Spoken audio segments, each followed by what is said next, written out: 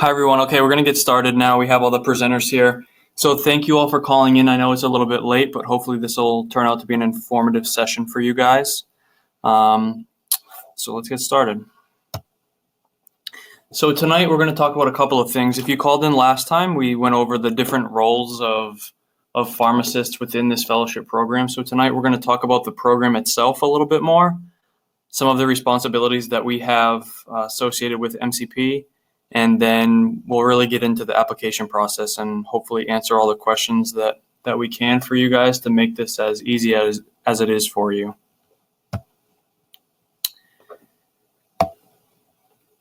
So we will just introduce ourselves as presenters, and then we'll get into the actual material. So I'll start. My name is Michael Ryan. I'm a first-year Global Pharmacovigilance Fellow at Biogen. Hi, everyone. I'm Pallavi. I am the first-year Global Medical Affairs Fellow in Rare Diseases at Sanofi Genzyme.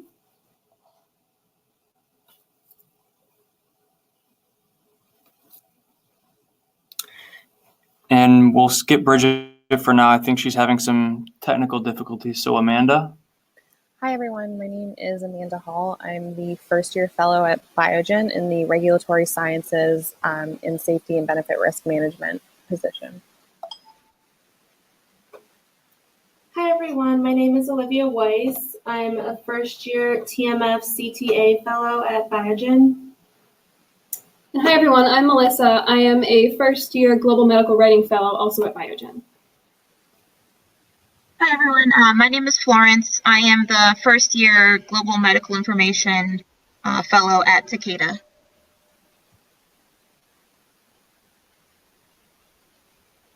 Great. Thank you, guys. Is everybody still able to see the screen, or are you guys getting an error message?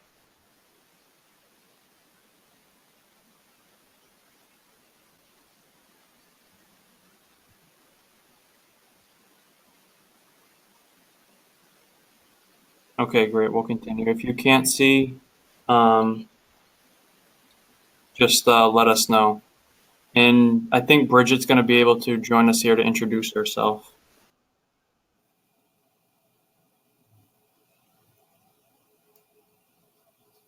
Okay, we'll hold off on her for now.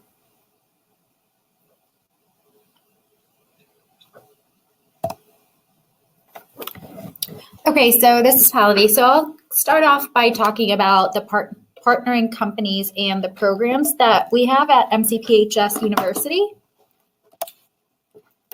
So I'll skip over this slide because we'll talk a little more about it. So here are the programs that we have with all the companies. So I'll go over just the departments that are currently not recruiting. So they will not be recruiting at mid-year this December. So at Sanofi Genzyme, that would be the regulatory medical writing. Novartis is recruiting for all their positions as listed.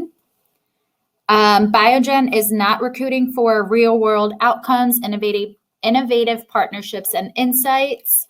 Pfizer is recruiting for all, and Takeda is not recruiting for global pharmacovigilance. And all of these companies are recruiting for their positions.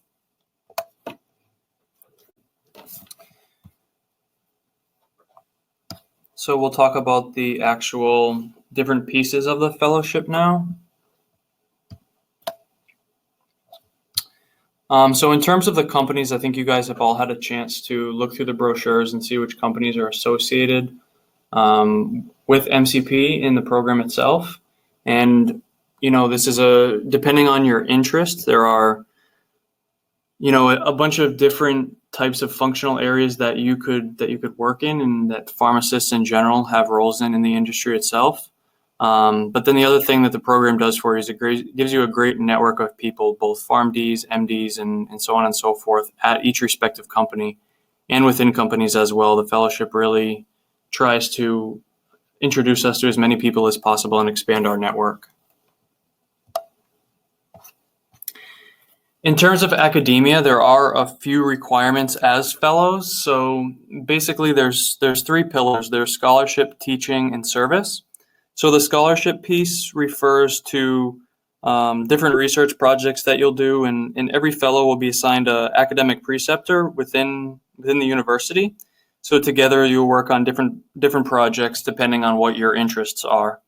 In terms of the teaching, that can be whatever you want it to be. If you want the opportunity to precept students, that can be arranged. If you want to teach a lecture or a seminar. So it's nice because it kind of gives you the autonomy to make these decisions on your own.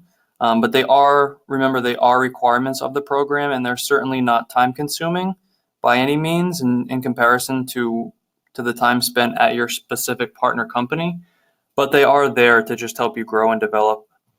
And the last part, service, is not a requirement, but it just kind of promotes the fellowship in terms of getting us out there and getting us involved in the community. So for example, this past weekend, a group of fellows did the Walk to End Alzheimer's, so that counted as a service activity.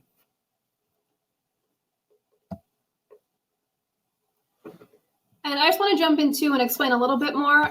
So the majority of the time that the fellows spend is actually at the partner companies. So you're going to spend probably 80 to 90% of your time at the company itself. And then these other academic, scholarship, and service components build upon that and take up, maybe 10 to 15% of your time. So just it's important to realize that, it's not equally based in those 4 different components, that you do spend the majority at your company working in the different functional area that you've chosen. And so here is the mission statement of the MFN. I won't read it to you, but you can see it there. And then basically, if you aren't familiar with what the MFN is, it's just a network of fellows through all the different companies. So although, we are at our respective companies on a daily basis, we try to work on projects together, whether it be our scholarship activities or whatnot, and really help our network to grow. So this is just kind of going a little bit further into what I was talking about in terms of what the MFN stands for. So you can see the 3 pillars here. That community service are things like I just mentioned, like the Walk to End Alzheimer's. And then networking is pretty self-explanatory. Now the professional development, we got some questions beforehand about what this was. And this is basically our PDD days, as you've heard before in our conference series. So this is a time where on the first day, they bring in a vendor to help the fellows learn about different skills. So for example, the first one we had was on presentation skills. So it helps us to just kind of refine those skills. But at the same time, it's very interactive. So the first year fellows are giving presentations and that sort of thing. And then the conference series, they vary from they're quarterly. So each one is different. But the first year fellows will have the chance to create a curriculum for the day and basically lecture to the rest of the fellows. And it can be on something of their choice.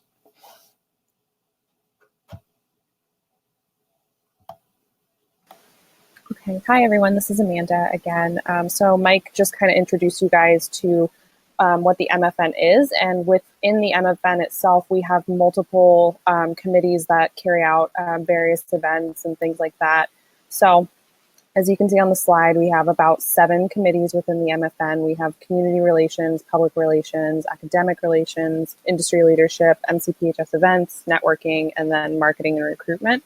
And I think what's so great about these is that it really gives you an opportunity to kind of get involved beyond just your partner company, and you get to meet a lot of the other fellows and work with different people at other companies that you normally wouldn't get to work with. And it's kind of a fun thing to get to do too outside of work. So I'm just going to go through a couple of the MFN activities. So within the Community Relations Committee, it's kind of like what Mike talked about with them doing the Alzheimer's walk the other weekend, and then they do other things like the polar plunge, and I think we also have a walk for autism coming up as well. There's also beach cleanups and soup kitchens, so it's really the community that gets involved in the community, or the committee that gets involved in the community, if you are interested in doing that. And the next committee that we have is the one that I'm actually a part of. It's the events committee, and we're kind of in charge with the MFN kickoff party, which happens right after your first day of orientation for the fellowship program. And then we are also in charge of the ASHP mid-year reception and the MFN graduation ceremony as well.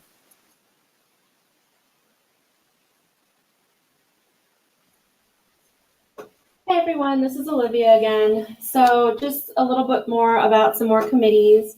We also have the Academic Relations Committee, and that is mainly to partner with the university side of the fellowship and to work with the fellows to make sure that they're getting their scholarship opportunities and teaching requirements through the fellowship, because sometimes we can get wrapped up in our day-to-day company activities. And then we also have the Industry Leadership Committee, which is one of the committees that I'm a part of, and this promotes professional knowledge and development in the various areas of industry.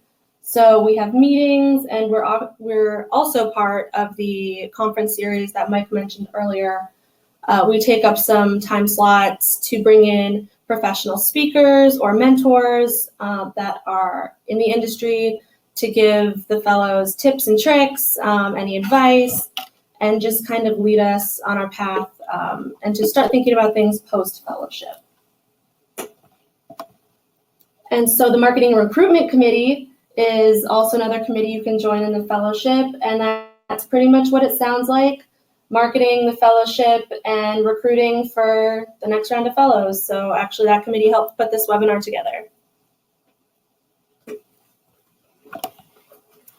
Hey everyone, this is Melissa. So I'm going to be telling you a little bit about the last two committees that we have. So that would be the Public Relations and the Networking Committees.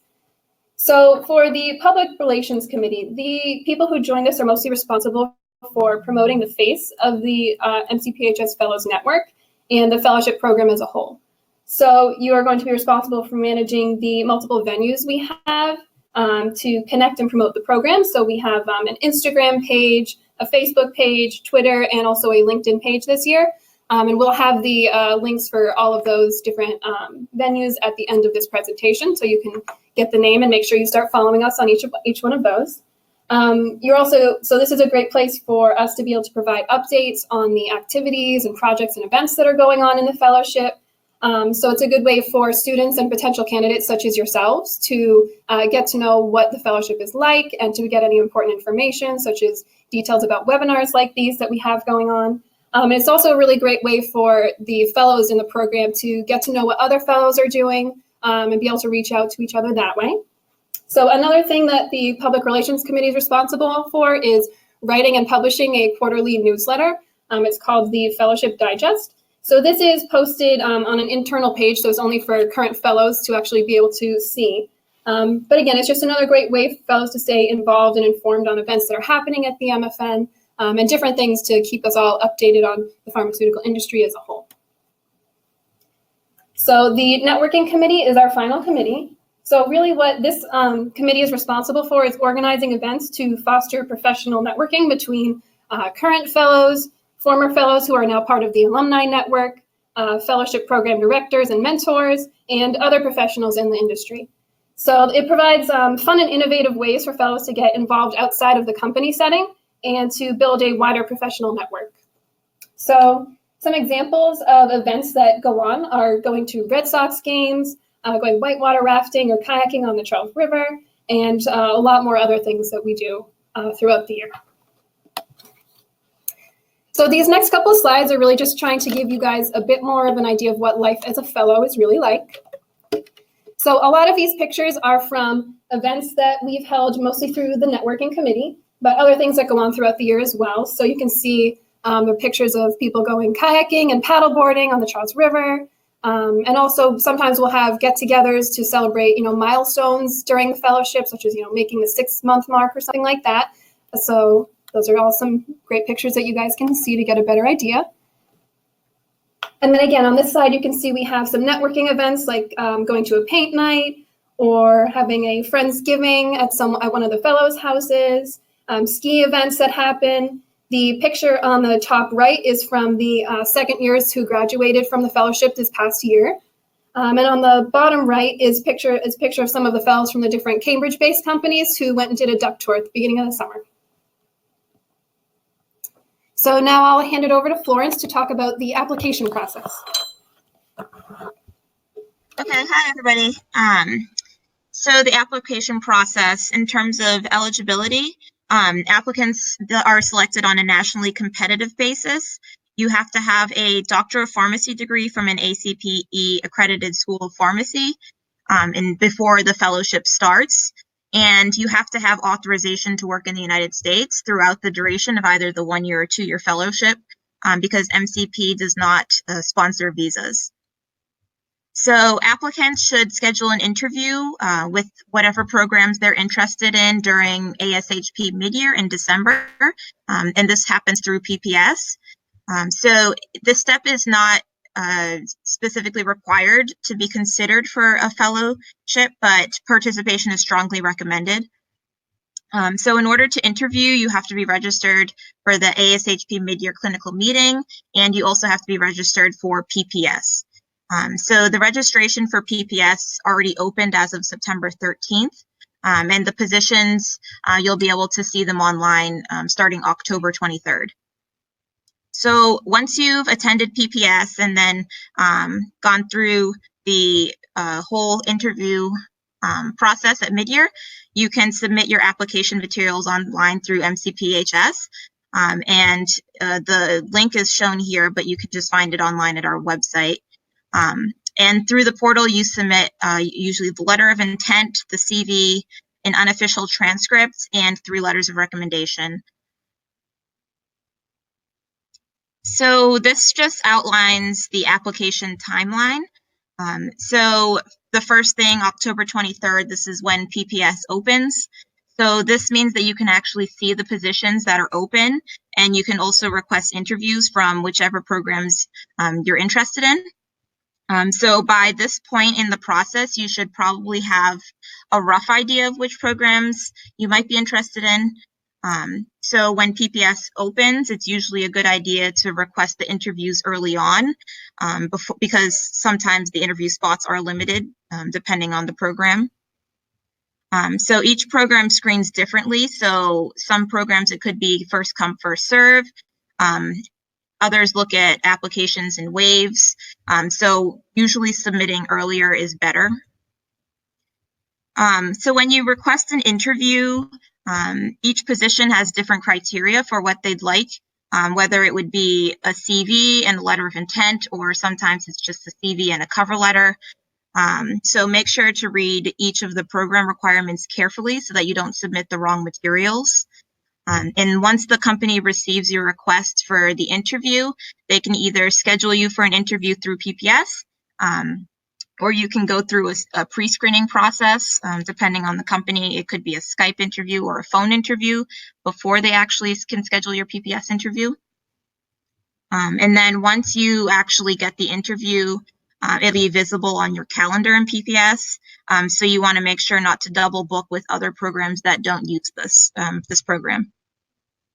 So then once you have all the interviews scheduled, you attend midyear, which is December 3rd through the 7th. And this is where you interview for the actual positions, and you can attend company-specific or fellowship-specific receptions. So these receptions are really a time for you to get to know the current fellows, the preceptors, directors, and you can really showcase, how personable you can be in a different kind of atmosphere. So then next, if you request an interview through PPS, you'll also need to apply through the online portal. So for this, 3 letters of recommendation are required. So the candidate will give the name and email of the references, and then the system automatically contacts them for them to submit it directly to us. So that portal will be open once PPS opens all their positions and they're posted, and then it stays open until December 20th. So this way references can still submit their letters of recommendation after midyear. So then once all these steps are completed, you have to wait to be contacted by your respective companies in order to schedule an on-site interview.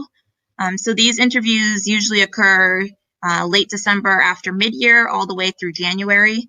And each company's on-site interviews are different, so just to be aware that they're not all the same.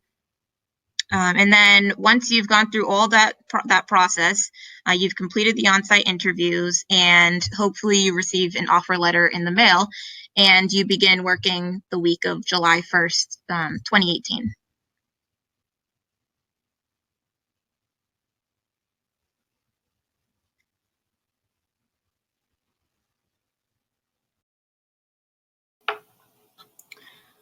So this here is just these are the contacts that you should use when reaching out to the companies if you have any questions.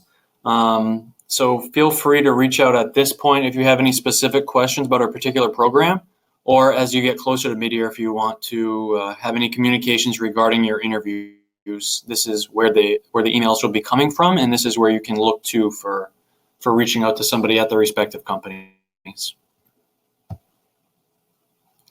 So we just wanted to kind of highlight where we will have fellows over the course of this recruiting season for you guys to ask questions and for them to provide information to you guys. So there is one tomorrow at both Virginia Commonwealth and a couple of other schools listed there.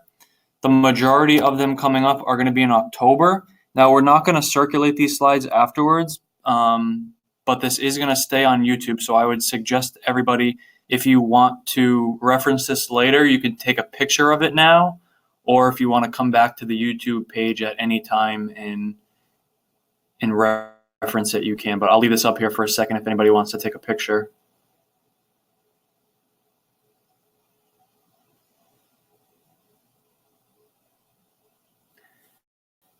And then also in November, we have a few as well. So this was just a chance for students to be on campus with the particular fellow at their school. And then also some other events as well, like APHA, MRM events and whatnot. So as Melissa mentioned earlier, there are a couple ways to get in contact with us. There is the actual fellowship page itself where you can get a lot of great information. You have access to all the brochures there as well if you have any particular questions about the specific program. But then also the social media platforms are a great way to stay up to date with what's going on, where fellows will be, and just to kind of see what life as a fellow is like. You know, I think, again, Melissa really did a good job of explaining things that happen outside of the particular program. And that's one of the great things about the fellowship is that, you know, aside from the day-to-days at your particular company, you really do build a great network. So now we will open it up for you guys. We want to answer any questions that you have. I know that the application process can be intimidating, so we want to make sure that everybody is clear. Just one thing I want to just echo what Florence said about the application process. PPS is going to open soon, and that's going to be a way to request interviews. But the other thing I just want to clarify, because it is a little different than years in the past, is that in addition to signing up for PPS, you're also going to go on to that MCPHS pharmaceutical fellowship page and also apply there as well. So you're going to actually sign in on two different places when you're starting to apply for those interviews. When you open that one on the MCP page, it'll ask you to check off what programs you're interested in applying to. So that's just a checkbox. You just check off which ones you're interested in, and then PPS is still going to be the platform you use to actually request interviews. So again, we will open it up to you guys for questions. Feel free to enter them in the chat box, and we will answer them as they come in.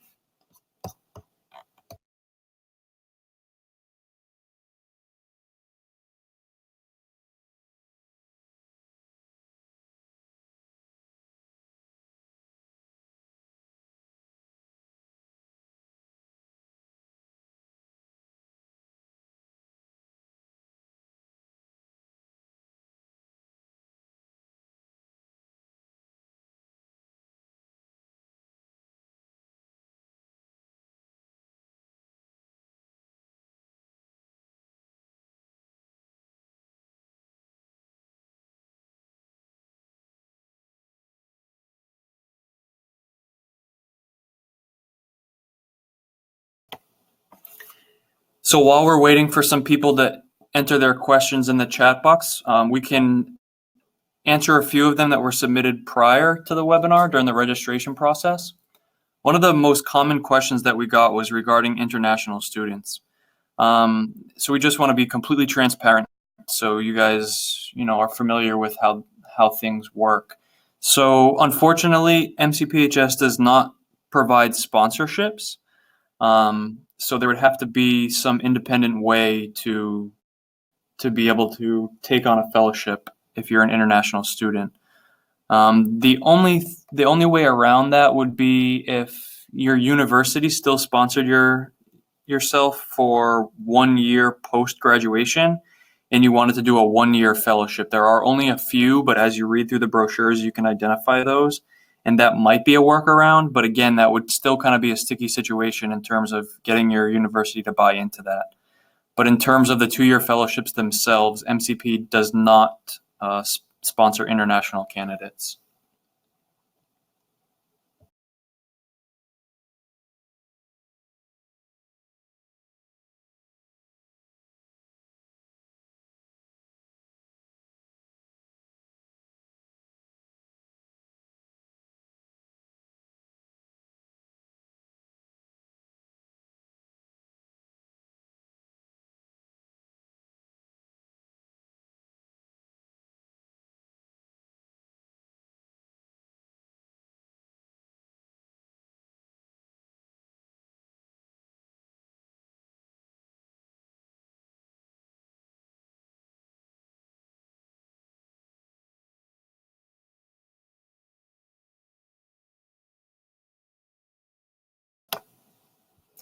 All right, so our first question is about how many interviews you can expect at mid-year, a range in general. So it's really going to depend on the number of programs that you're applying to. So I personally applied to 8 programs. So for that, you can expect to get your first round of interviews for each one of those. And then depending on the program and how well the fit was, you can go on to a second and potentially even a third round of interviews. I don't believe any companies go beyond that. So you can expect to get up to 3 rounds of interviews for each program you apply to at the most. So it does get pretty tough trying to fit them all in. So it's really important to make sure that you have either a calendar or a little agenda that you bring with you and that you're making note of when each of your interviews are so that you can plan accordingly. If possible, I would try to leave a half-hour block in between each one just to give you time to prepare for the next interview. Because it can get a little confusing if you have to go from one to the next immediately. But it may not be possible to avoid that. So in that case, just do your best to keep everything straight and make sure you really are very organized with your interview schedule, because you could have multiple back-to-back interviews in a row.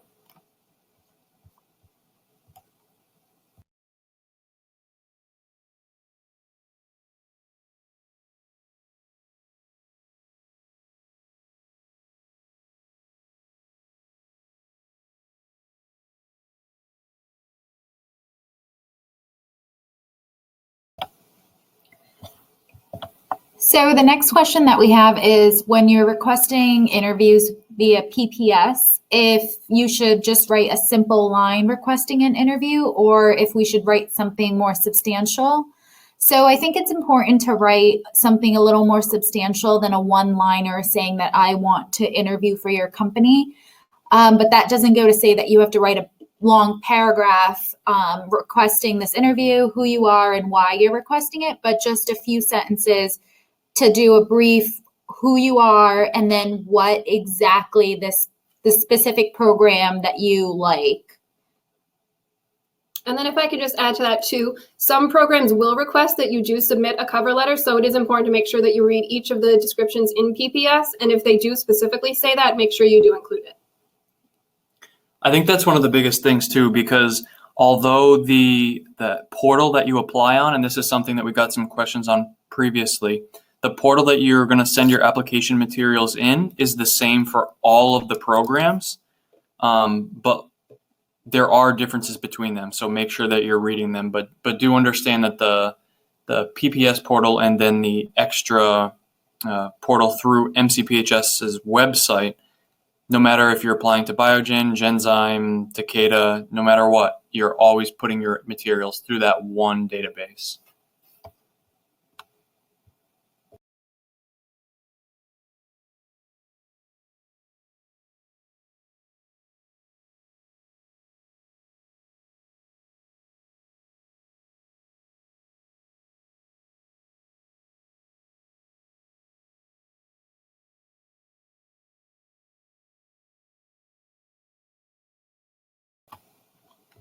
All right, so our next question is about the letters of recommendation. If we had specific letters for each program that we applied to, if it was more generalized. So in the past, you were actually only able to submit one cover letter on the application portal website. So, but for this year, we are using a new system, and that is going to allow you to customize both your cover letters and the letters of recommendation. So you do have the option of doing either one this year. In the past, I personally did just have the one generalized because that was our only option. So it really will depend up to you. Obviously it will look very good if you can single out this particular program as having, qualities and things that you like about it. But again, it is up to you to choose how you want to do that.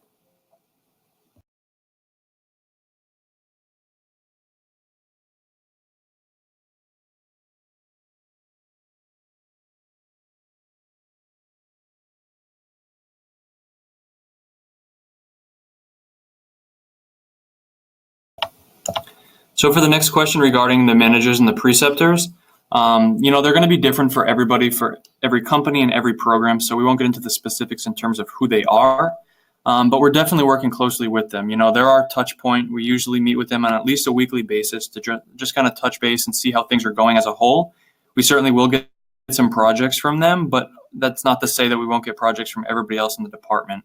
They're really just your biggest mentor and your biggest cheerleader, really, to make sure that you're getting the most out of your particular fellowship. In regards to the next question, if any programs have an institutional portion to it, most of them do not. I will say that the BD Medical Affairs Fellowship, that fellow right now, his name is Christopher Morse. He does once a week go to an off-site ambulatory care clinic and see patients. So that's probably, I hope that's what you're asking, if you still kind of have those patient interactions on the basis that you would be used to on your API rotation. So that's probably as close as you're going to get with that BD fellowship.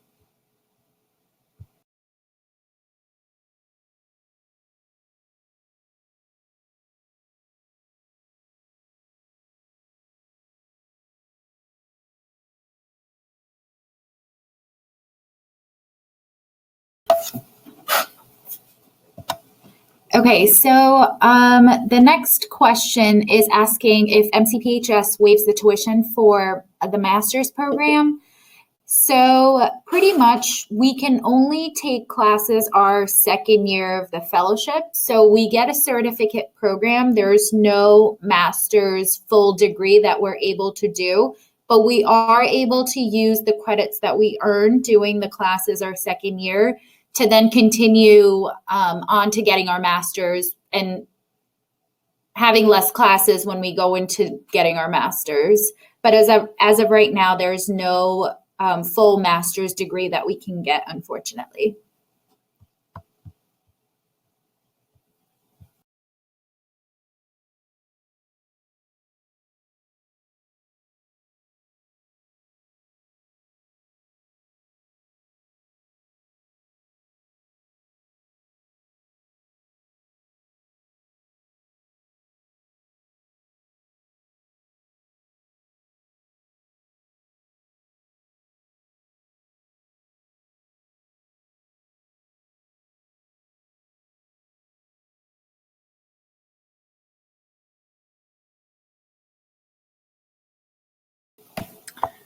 So in regards to the programs for first year students to get involved, we're taking this as if you mean just a way for you to kind of get involved with the industry and build your network early on in your pharmacy career. And that's something that we would definitely advise you to do. The earlier you can figure out what your interests are and where you might see your future, that is certainly going to be beneficial on your part.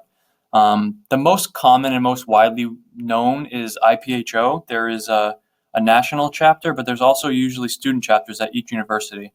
So we would encourage you to reach out to anybody at your university who you think has interest in industry and see if they're familiar with this IPHO program and if they have a chapter at your school.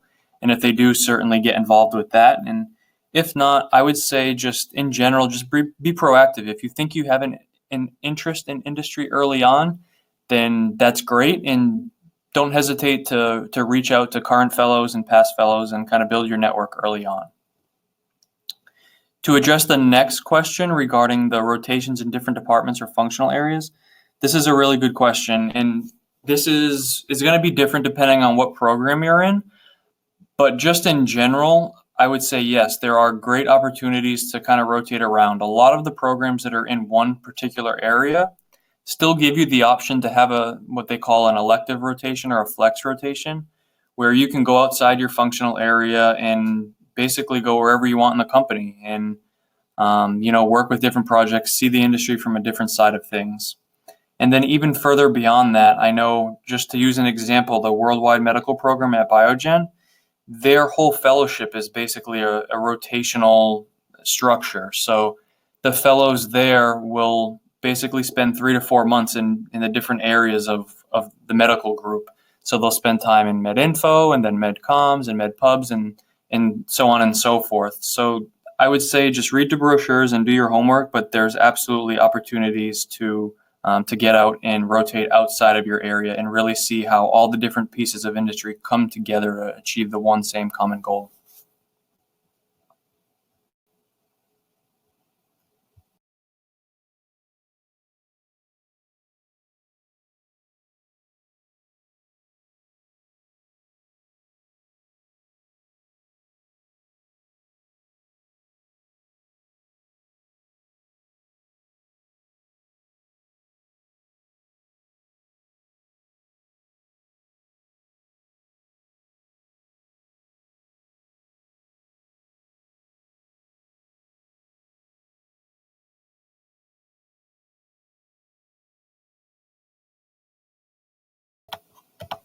All right, so our next question is about can you apply to the program if your school is in candidate status? So I'm taking that to mean that you're currently being considered for accreditation by the ACPE. So one of our requirements to be able to apply is actually that you have graduated from an accredited school. So if your school is not accredited by the time you graduate, I believe you would not be eligible to apply for the program because that is one of our basic requirements.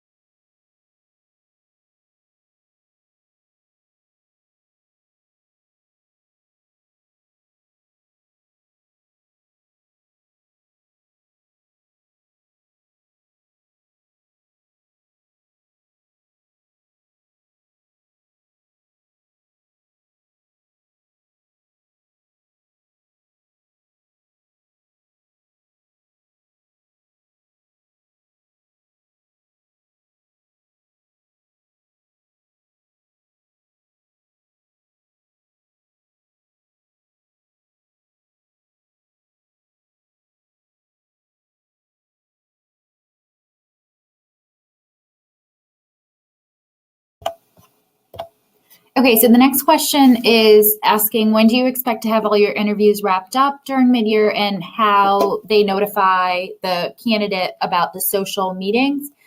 So pretty much generally, most of the interviews, they have their first rounds. A lot of them have their second rounds. And usually during those times, they will reach out to you right after your first round of interviews or at the end of your second round to invite you to the reception.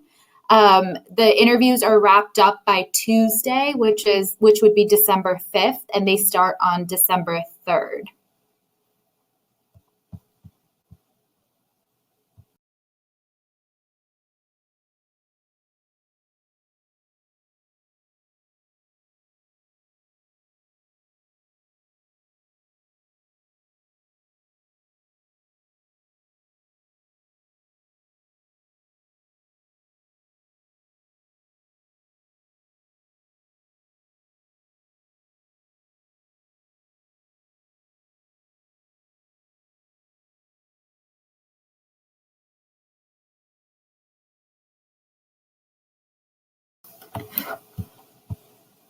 All right, and so for the sake of time, we're going to jump around a bit and pick the questions that are going to be most beneficial for the majority of people who are here on the webinar tonight. So the next question we're going to answer are, what are some examples of classes that some of the fellows teach and scholarly projects that we work on as part of the academic component of the fellowship? So for teaching, it is a requirement that you have to do at least one teaching activity per year. So you can help teach, you can help facilitate lab sessions at MCP, you can guest lecture, you can help with the pharmaceutical industry elective course that happens in the spring.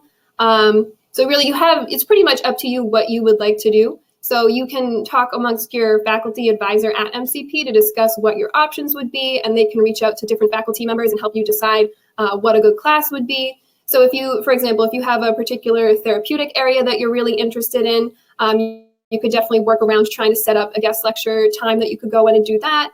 But really, it's totally open to you what type of teaching activity you would like to do. And the faculty members at MCP are really great, and they will definitely work with you to make sure that you get to do what you're hoping for. In terms of scholarly projects, so most of the fellows end up working either working on a poster that they can present at a conference such as Midyear or DIA. Another thing that people commonly do are work on manuscripts. So these will usually be collaborative efforts. So you can work with multiple 2 to 3 fellows potentially, because it does end up taking a lot of time to work on such a large project like that. So don't be intimidated by the scale of what the projects are, because you definitely get to work in groups and teams, and you have a lot of help from your different advisors, both at the company and at MCP. So the next question is about the brochures for the MCPHS Biopharmaceutical Fellowship Program. So the brochures are in works right now, and they should be done middle to the end of October. So all of the events in November, if you are attending those, you will be able to receive one of the flash drives we have for those, as well as they will be updated on the website as well. The next question regarding the application materials being uploaded in a timely manner. Of course, we would hope that everybody gets their things uploaded by the deadlines, but definitely being proactive and getting things in early is also helpful. Unfortunately, if one piece of the application is missing, then you won't be able to be considered as a candidate. So I would say definitely get things early, because, recognize that you're depending on, maybe it's a preceptor or a boss or whoever it is who's writing these letters for you. And basically all you're doing is you're submitting their email address into the portal. The portal then sends an email to that individual and asks them to upload the particular letter of recommendation. So being proactive and doing those things early will allow for those individuals to get things uploaded prior to the deadlines. So I would say that even now is probably a good time to start thinking about who you want to write those letters for you, and ask them sooner rather than later, because recognize that you're not going to be the only person who's pursuing postgraduate training. So these professors and whoever it might be are probably getting requests from many different students. So the earlier the better you can ask them, and they'll be able to upload it to the portal as well. But in terms of when PPS opens, you don't have to submit all the materials at that time. So at the end of October, that's when things are really going to ramp up. Like Pallavi said, the brochures will be up, PPS will open, you'll apply in the MCP portal, and at that point, not all the materials have to be loaded, but just recognize that shortly thereafter, time's going to start to go quickly before mid-year gets here, and the earlier you can do it, the better, and that's just one less thing you have to be worried about as interviews approach. And just to add on to that, for PPS, submitting your material earlier than later, also, hopefully we do first come, first serve basis on interviews. So if you do submit your material on PPS specifically, a lot of the fellows will be able to reach out to the candidates regarding phone interviews or even interviews during mid-year. Yeah, and I just want to clarify one additional thing about the application process, because we are doing it a little bit differently this year. So on October 23rd, when PPS goes live, you need to request your interviews on PPS and then also go to the link on the MCP Biopharmaceutical Industry website.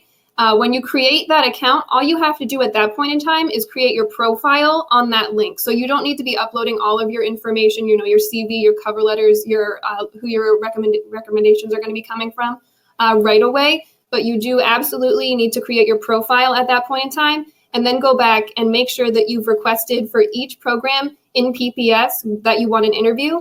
Because when you go to the link off of the fellowship website, you're going to be able to select a checkbox of all the programs you want, but you do have to make sure that you are requesting an interview individually for each program on the PPS website.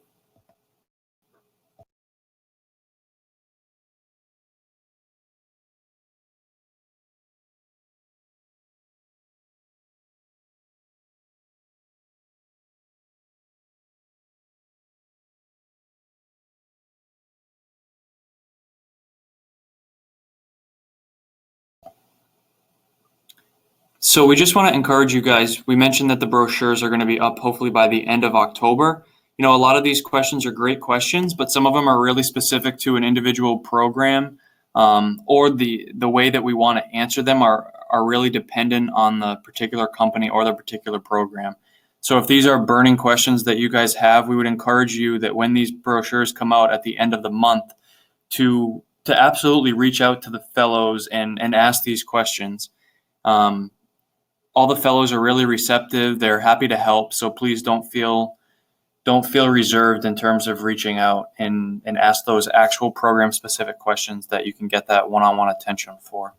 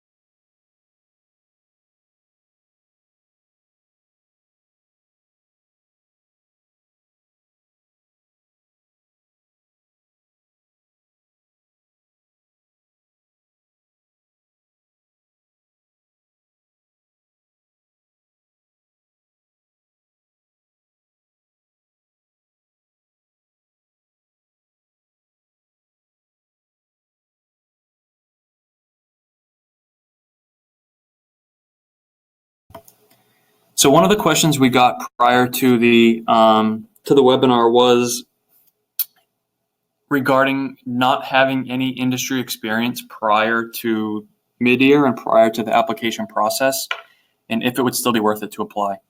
I know that nowadays, you know, there are a lot of students who are lucky enough and fortunate enough to have rotations in the industry, but please don't think that by any means you're not having industry experiences should be holding you back from applying.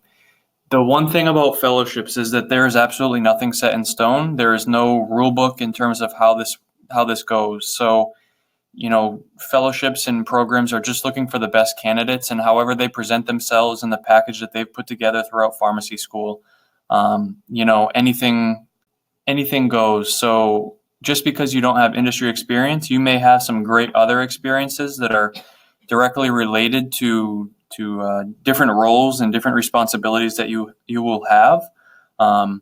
So of course, have it, please do not let that be a reason that you don't apply. Absolutely still apply, because there are plenty of fellows here, and I'm sure through other universities as well, who are current fellows and past fellows, and they did not have experience prior. So absolutely apply.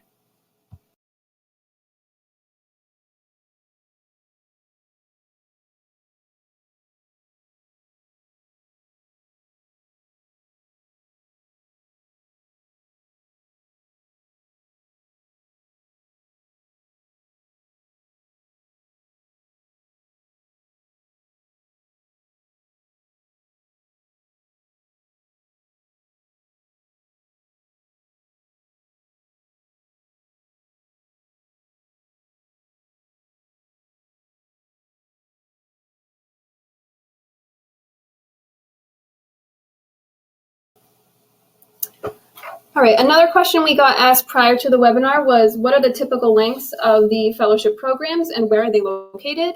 As we mentioned earlier, the majority of these are 2-year fellowships, but there are also several 1-year fellowship programs as well. And then in terms of location, the majority are located in the Boston area, but there are also some sites in Connecticut and New Jersey as well. So all this information can be found on the pharmaceutical industry website and through the brochures. So even for the brochures that are from last year, that'll still be accurate for the information that's going to be posted this year. So you can refer to the prior year's brochures for any information about location and length of the fellowships.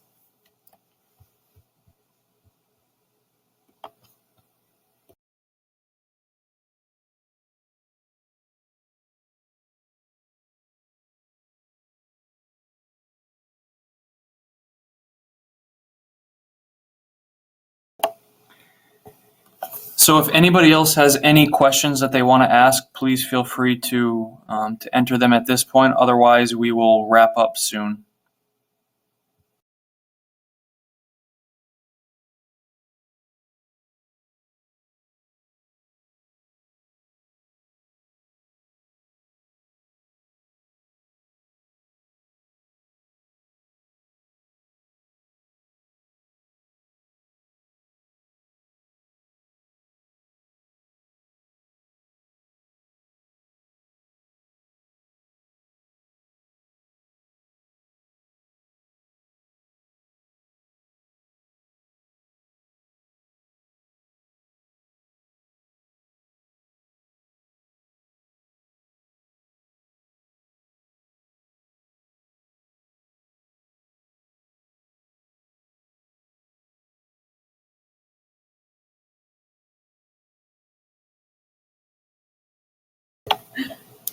All right, so I guess there's no other questions right now. So we just want to take this time to thank you all for calling in. We hope this was helpful for you guys, and we hope that you had a lot of your questions answered. We will be having one more of these webinars. So if you called in for this one, don't feel like you have to call in for the next one. It's going to be on Tuesday, October 10th at the same time, and we'll be going over the same slide deck and same materials. So if you feel like you still need a bit of clarification, feel free to call in. But if you're confident and are clear on the application process, then by all means, feel free to skip that one. And like we just mentioned, the brochures are a great resource. So reach out and grab those when they're available to read about the programs and their structure, and then also contact the particular fellows. So again, thank you all for calling in, and we hope to hear from you soon, and good luck with the application process.